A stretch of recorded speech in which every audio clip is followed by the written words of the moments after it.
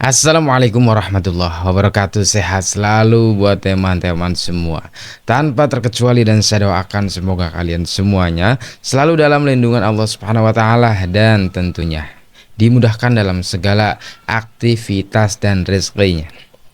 Amin amin ya robbal alamin.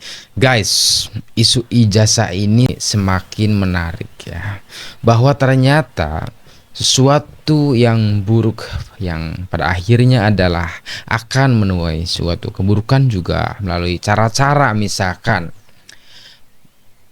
perseteruan antara sesama, kemudian satu persatu keluar, kemudian antar PH-nya pun keluar, bahkan kliennya pun saling menantang satu sama lain, atau antara klien dan PH juga saling berantem satu sama lain, dan pada ujungnya adalah kehancuran belaka. Ini adalah sebuah indikator ketika misalkan suatu pergerakan itu dimulai dari sebuah dasar keburukan, maka akan lahirlah suatu keburukan juga. Tidak mungkin dasar sebuah keburukan itu adalah lahir dengan atau menuai suatu yang baik, kira-kira begitu. Nah, termasuk terkait dengan tuduhan ijazah palsu. Menuduh ijazah palsu kan dengan seenak jidatnya, dengan cara memfitnah, memframing, mencemarkan nama baik ya, manipulasi undang-undang ITE dan sebagainya, menghina dengan serendah-rendahnya. Coba bayangkan, dan tidak ada hentinya selama 1 tahun ini. Dan ternyata ini juga sebuah indikator. Ternyata di balik ijazah palsu ada sebuah perselingkuhan. Ya, ini judulnya saya bacakan seperti itu. Dan ternyata dibongkar oleh seseorang ini. Ya, kita akan teliti, ternyata ada indikator-indikator yang lain, guys. Yang tentu barangkali kita juga belum pernah mendengarnya. Indikator yang lain yang kemudian pada ujungnya adalah membuktikan bahwa ini benar-benar terjadi. Waduh, repot juga ya, guys ya. Kalau memang ini benar-benar terjadi, repot juga. Ketika misalkan dia mengatakan pernah satu kamar, ketika dia mengatakan karaoke bersama, dan ternyata rekamannya juga tersebar dan sebagainya, dan bahkan dia ini memiliki rekaman itu, wah repot juga ini. Repot ini kalau memang ini benar adanya.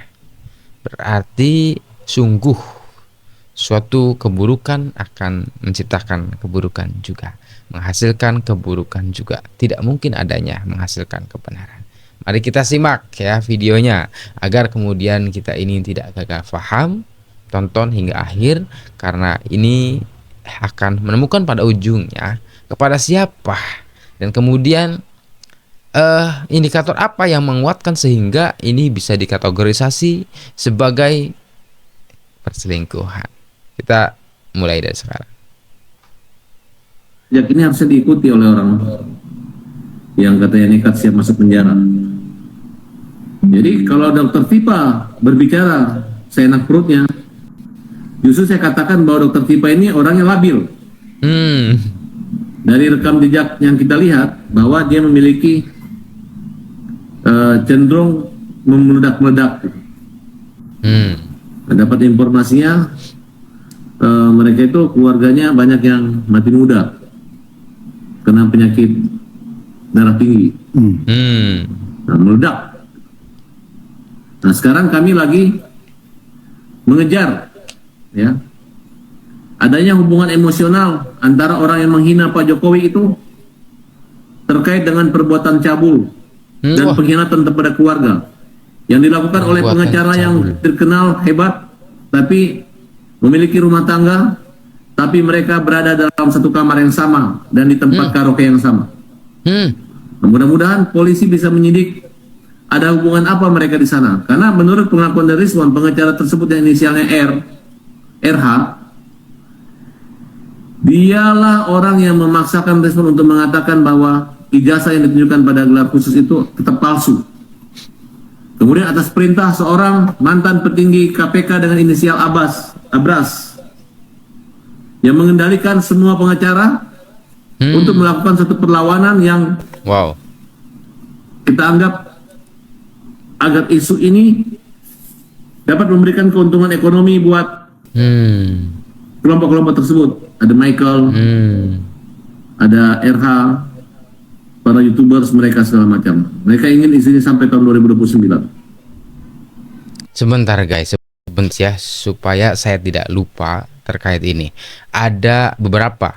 Pertama adalah adanya pencabulan. Ya, awas nih, pencabulan.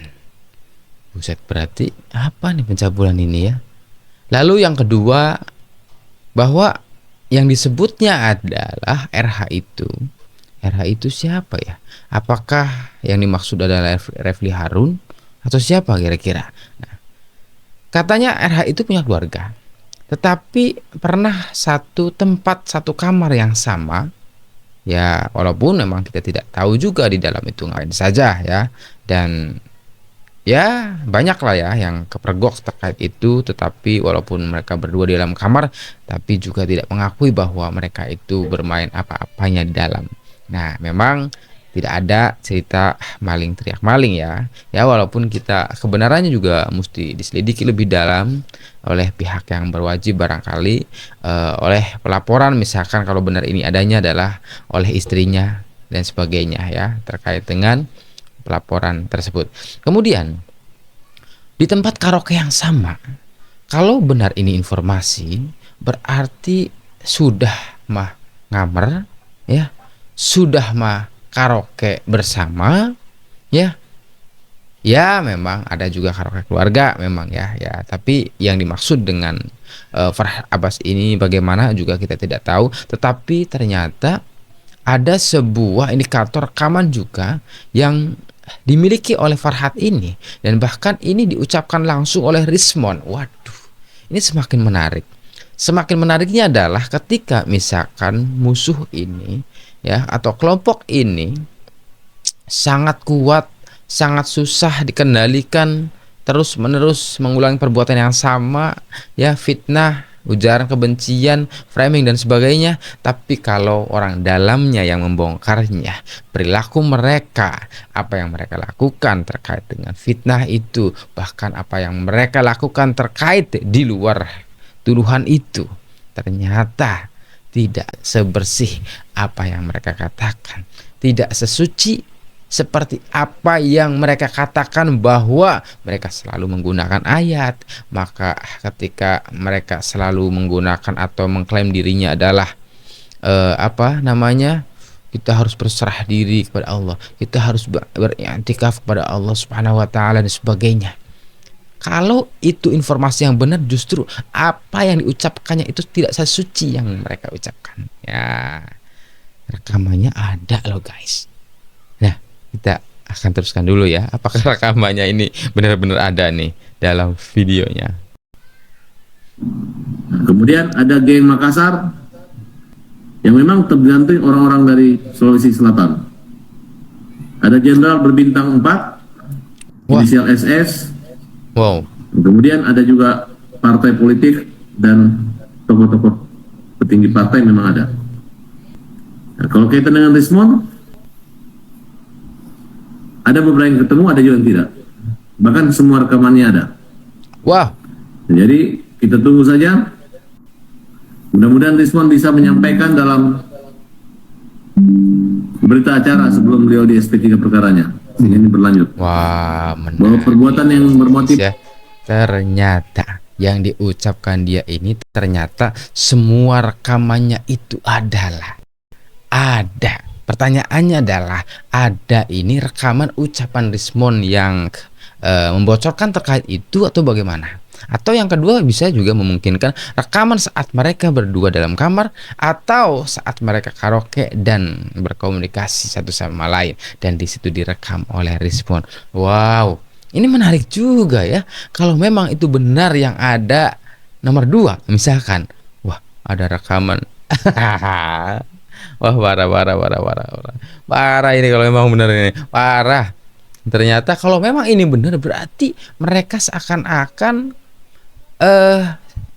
hubungan antara PH dan klien, tapi justru di belakang itu ada waduh.